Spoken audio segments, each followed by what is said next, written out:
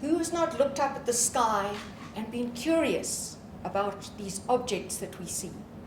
Can we capture that wonder, the wonder of a child, and bring it home to the person in the street? One of the problems that we have is that people are very familiar with technology, and science is often the originator of technology. But there's a disconnect between the actual technology we use and feeling connected with science. Good afternoon, ladies and gentlemen. My project is Starstruck, and I'm Marion West from the Hartbeespoort Radio Astronomy Observatory, falling under Sarau, and my co-I is MJ Swartz of the Cape Town Science Centre. So what we're aiming to do is to, again, use art to bring science home to the person on the street. So we're going to combine the creative inspiration of science and art by using artistic responses to images of the universe. If you see here, this is the pillars of creation, and quite often these kind of artistic images that come out of telescopes can bring a response from the heart. And then we're going to publish a collection of poetry, essays, and stories that will come out of these responses to these wonderful astronomical instruments, astronomical images. And we're going to use the images from the multi-wavelength astronomy instruments that we have in South Africa, as well as supplementing with the space telescopes for the wavelengths that we are not able to measure from the ground. So the scope will be responses to astronomical images, as I say, in forms of essay, poetry, and short stories. We're going to put out posters and flyers displaying these wonderful images and inviting contributions. We're going to have an electronic topic pack that will delve deeper into the understanding of these images in terms of in-depth reading, understanding, and inspiration, along the line of the topic packs that the De Beers English Olympiad supply for their competition. We're going to roll this out at SAAO, the South African Astronomical Observatory in the Western Cape, the SKA core site in the Northern Cape, the towns around there, and at UniZulu in KwaZulu-Natal. The submissions will be in English and also in local languages, so that people can give expression to things in their home language. And for the Western Cape, we're going to look at isiZulu and isiXhosa. In the Northern Cape, at Afrikaans, and obviously in KwaZulu-Natal, again at isiZulu. The outcomes would be to popularize astronomy along the lines of the DST strategic aims, awaken an interest in careers in science, technology, engineering, mathematics, and innovation, promote science communication, and enhance science engagement by using both art and science to bring the science home to the people. We're going to use images from South Africa's multi-wavelength astronomy instruments, and you can see a couple of examples of these here, and some of the instruments just to bring it into context.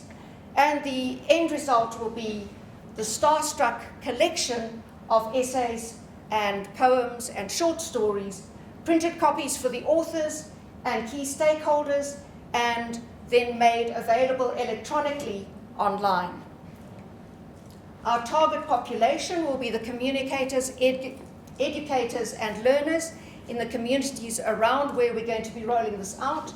SAAO in the Western Cape, the core site of the SKA in the Northern Cape, and the UniZulu Science Centre in KwaZulu-Natal.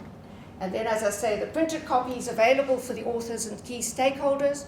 The printed copies will also serve as a reward for the authors, that they will actually have a printed copy that they can show to their friends, relatives, of these poems that they have, poems, essays, short stories that they have put out in response to these images.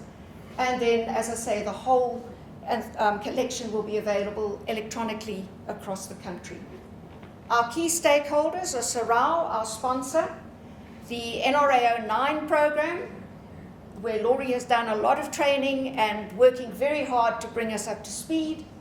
The science centres where we'll be rolling this out, the observatory in Cape Town, the SKA in the Northern Cape, and UniZulu in KwaZulu-Natal. We're also going to use the SASTA community radio stations.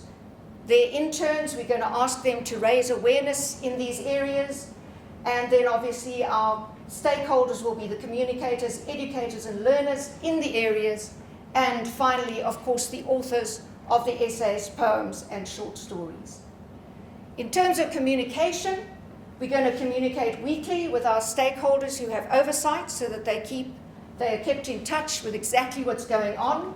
We're going to update our collaborators at the science centres as required so that they're not continually bothered, but that they are kept in the picture. And obviously we want to keep the contributors in the picture as to how the project is progressing and what is happening with their entries.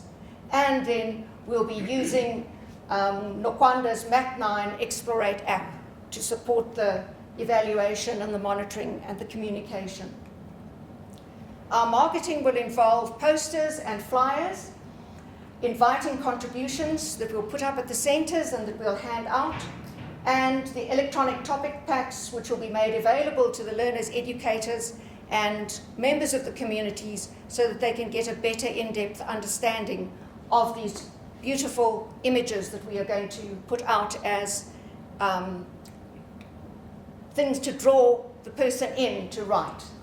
And we're going to, as I say, use SASTA's community radio stations which exist in the Northern Cape and KwaZulu-Natal, not as yet in the Western Cape, but maybe that could come online during the time. Our deliverables will be the posters, flyers and electronic topic packs that we will be using to draw people in and give them greater understanding.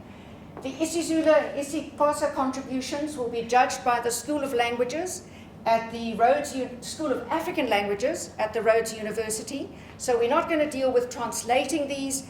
It's going to be published in the original languages that they were written in. So it will be a multilingual publication. And then the Starstruck collection printed for authors and key stakeholders, and the electronic version available nationwide. Obviously, we're going to do our weekly reports and financial reports and final project report to the project funders. So in month 1, we'll need to get the centres on board in the 3 different geographic regions. We're going to get the posters and flyers designed, graphically designed and printed and sent out to the centres, and the electronic topic packs designed and sent out to the centres, and we're going to check what training the people at the centres might need in order to be sure that they can handle the content and understanding of the electronic topic packs sufficiently that they can explain to their end users. The competition will run from the 1st to the 14th of June in month 2. We'll select the winning contributions, and obviously the contributions in isiZulu and isiXhosa will go to the Rhodes University School of Languages, where they will judge and select winning contributions in those languages.